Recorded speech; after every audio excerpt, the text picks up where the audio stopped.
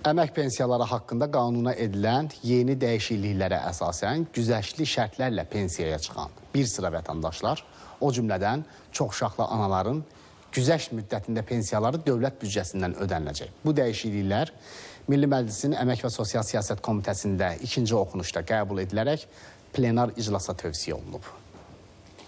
Qanunvericiliyə əsasən əmək pensiyası almaq hüququ olmayan vətəndaşlarımız da güzəştli şərtlərlə daha tez müavinət almaq imkanına malikdirlər.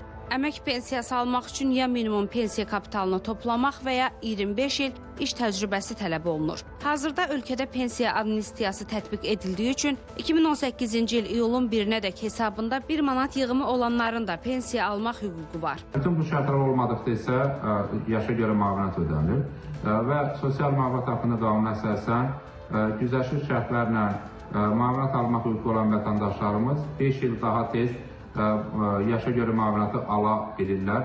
Bunlar 5 və daha çox uşaq olan analar və bəzi hallarda atalar, eyni zamanda 50 olan uşaqlara böyüdən valideynlər və bütövlükdə güzəştli şərtlərlə pensiya hüququ olan vətəndaşlarımızın eyni zamanda əmək pensiyası hüququ olmadığı halda güzəştli şərtlərlə müavinət almaq hüququ var. Bəs bu şəxslər neçə yaşında həmin müavinət ala biləcəklər? Analar üçün müavinətin verilməsi vaxtı 64 deyil, 59 ildir, yəni 59 yaşdır.